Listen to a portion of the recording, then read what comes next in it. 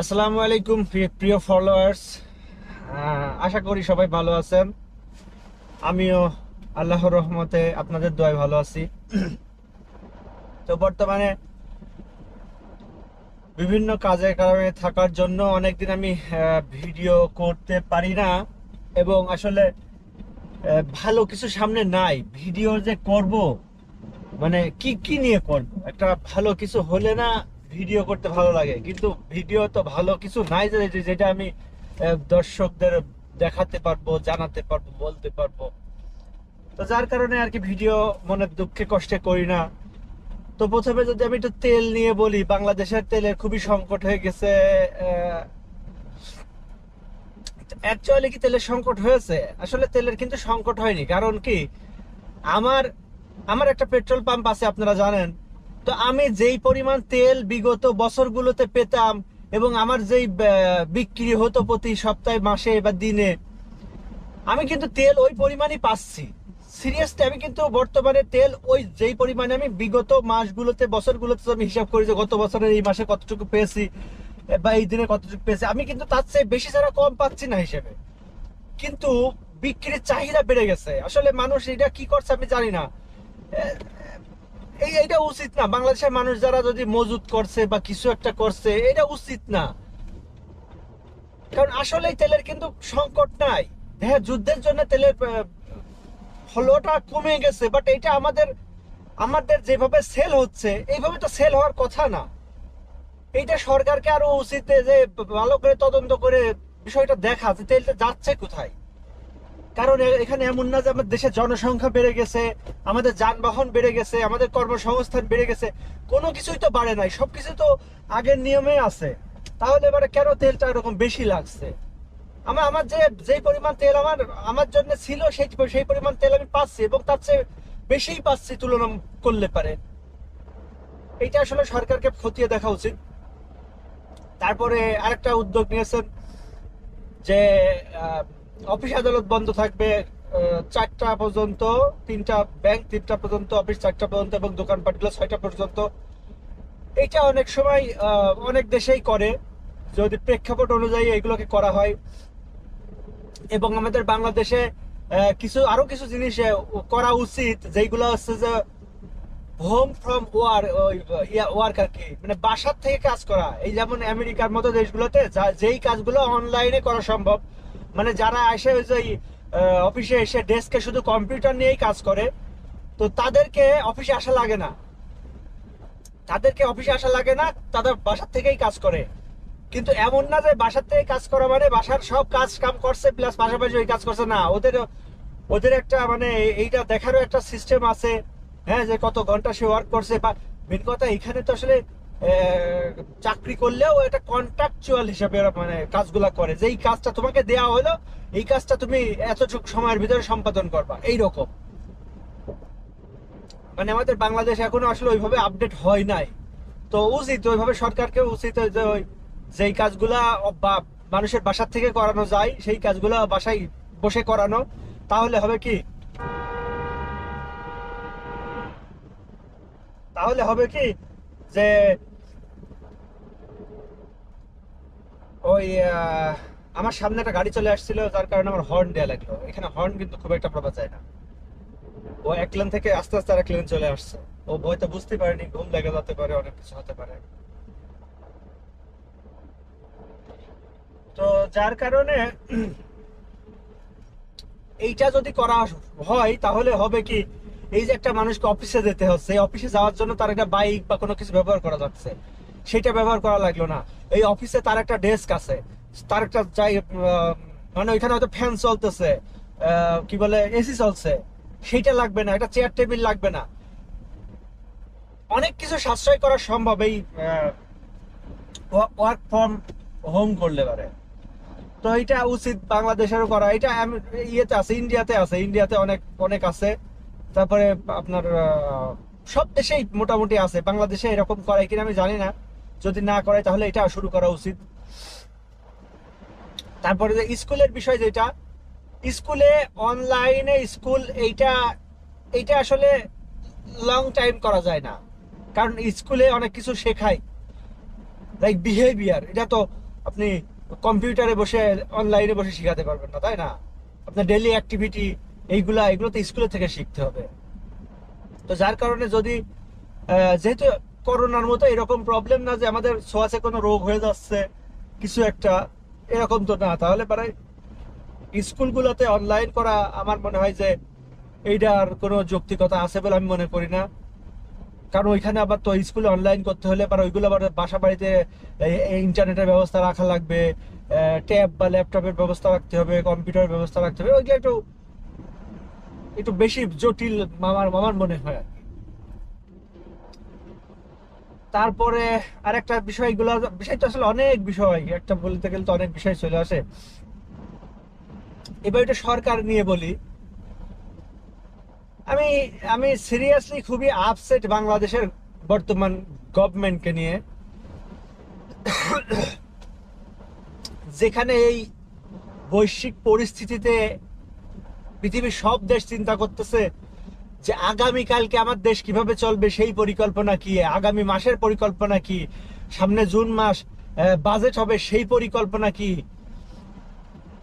সেটা না করে আমরা এখনো সেই কি সেই সংবিধান সংযোজন বিয়োজন এইগুলো নিয়ে পড়ে আছি। হ্যাঁ, একটা একটা কি বলে একটা সলভ ইস্যুকে আমরা আবার বারবার আনসলভ করে আনরিজলভ করে সেইটা নিয়ে দিনের পর দিন নষ্ট করছি।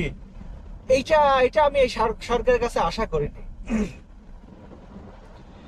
আমার কথা হচ্ছে যে এই যে জুলাই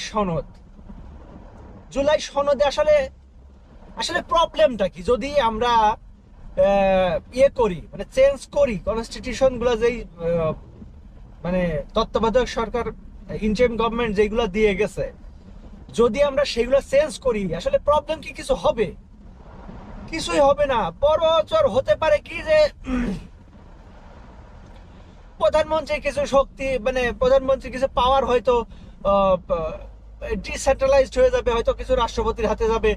তাতে তো সমস্যা নাই রে ভাই, তুমি তোমার ইচ্ছা মতো রাষ্ট্রপতি বসাও, তুমি তোমার ইচ্ছা মতো লোকজন বসাও সেই সব জায়গায়, তাহলে পরেই তো জিনিসটা হয়ে গেল। এইটা নিয়ে যে কেন, আমরা কি দেখেছি কখনো যে প্রধানমন্ত্রী এক এক এই এই এই এই সরকার ছাড়া কি আমরা কখনো দেখেছি যে এক দলের এক দল ক্ষমতায় আছে আরেক দলের লোককে প্রেসিডেন্ট বানাইছে? এইবার এটা দৃষ্টান্ত করলো, ভালো, এটা একটা নতুন দৃষ্টান্ত স্থাপন হইলো, এটা ভালো, আমি খারাপ বলবো না। তারপরে হচ্ছে দলীয় প্রধান, তারপরে সংসদ প্রধানমন্ত্রী একজন হতে পারবে না, দরকার কি রে ভাই? তোমার ফ্যামিলিতে তো লোকজন আছে, তাই না? এমন তো নয় যে বাইরের কারো দেয়া লাগছে। তো এইগুলো মানলে আসলে কি সমস্যা হবে আমি বুঝছি না। আবার যে আপার হাউস নিয়ে যে কথা হচ্ছে, আপার হাউস যদি আপনার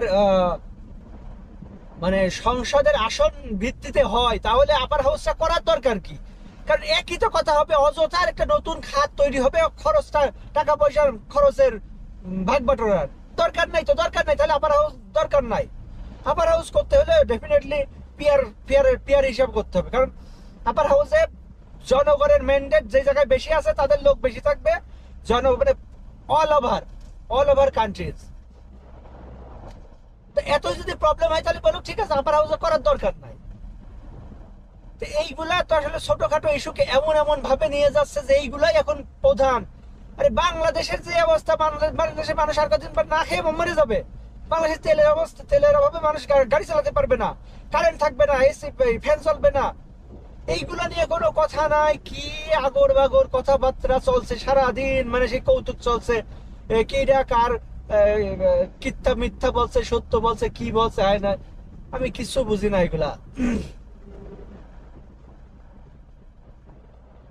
তো বাংলাদেশের আমি আসলে খুবই হতাশ এইগুলো দেখে। এই যে মধ্যপ্রাচ্য থেকে শত শত মানুষ চলে যাচ্ছে, ফেরত যাচ্ছে, এই মানুষগুলো যে কি করবে?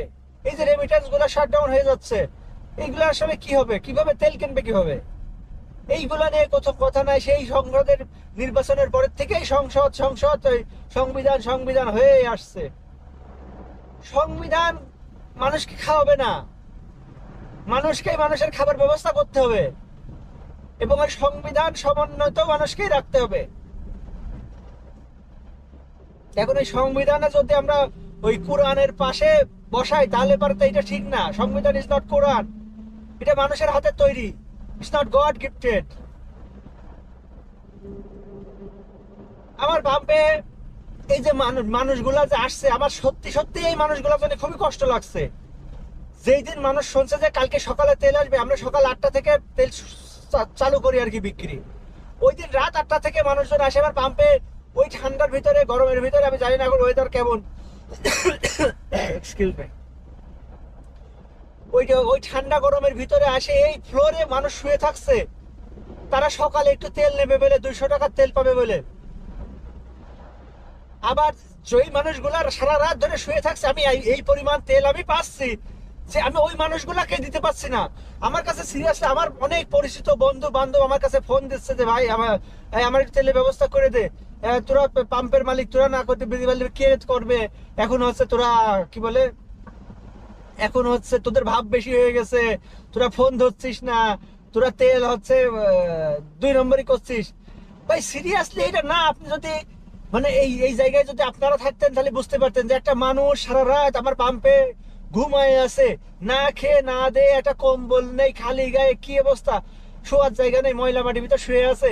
সেই মানুষটাকে বাদ দিয়ে আমি ওই তেলটা ওইখান থেকে 200 টাকা বা 500 টাকা তেল সরায়ে আমি আমার একটা ফ্রেন্ডকে তার তার কাছে যাই আমি পৌঁছায় দেবো, আমার একটা পরিচিত লোককে আমি গোপন করে দেব, আমি 2 টাকা বেশি করে বিক্রি করব। সিরিয়াসলি এটা সম্ভব না, এটা কোনোভাবেই সম্ভব না।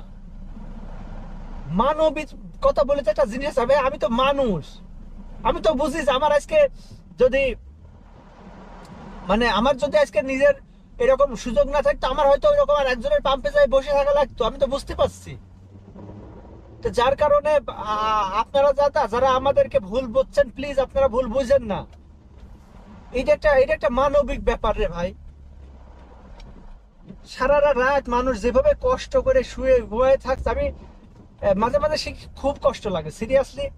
আর এই যে আমাদের পাম্পের ছেলে পেলে গুলো, এরা অসুস্থ হয়ে গেছে, এদের গলা দিয়ে কথা বেরোচ্ছে না, এরা ফোন করলে কি বলে আমি বুঝতে পারি না যে কি বলছে, মানে কথাটা কোন রকম ক্যাশ ক্যাশ ক্যাশ ক্যাশ করে আসছে।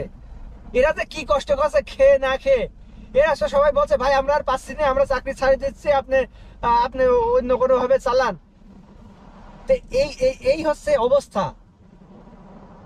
আর এই একটা অবস্থার ভিতরে সরকার এই আছে সংবিধান নিয়ে, আরে ভাই ওইটা তোমরা কয়টা এই যে সরকারি দল বিরোধী দল আপাতত ওইগুলাকে সাইডে রাখো, রাখে যা হয় তাই মানো, মানে সরকারকে বুঝতে হবে, সরকারকে চালাতে হবে দেশ। বিরোধী দল তো ডাজ নট ম্যাটার, তোমার এখন 1/3 সিট তোমার হাতে, তোমাদেরকেই তো বুঝতে হবে রে ভাই। এটা সামান্য সামান্য একটা জিনিস নিয়ে এই তর্কাতর্কি, ওইগুলো আপাতত ওইগুলা হয় স্থগিত রাখেন, আর না হলে পারে মেনে নেন, কিছু মানেন, কিছু যদি সংযোজন বিয়োজন করা হয় সেটা বিরোধী দলের লোকজনকে নিয়ে বসে ভালো করে বুঝায় সেটা দ্রুত করেন আপনারা প্লিজ। দেশটাকে এভাবে রসাতলে নিয়ে যান না। দেশের অবস্থা কিন্তু খুবই খারাপ, পৃথিবীর প্রত্যেকটা দেশ সাফারার এই যুদ্ধের জন্য। আল্লাহ পাক যেন আমাদের বাংলাদেশের মানুষকে সুস্থ রাখে, বাংলাদেশের মানুষকে হেদায়েত দিক, হেফাজত করুক। আল্লাহ আমিন। আসসালামু আলাইকুম, সবাই ভালো থাকবেন, ধন্যবাদ।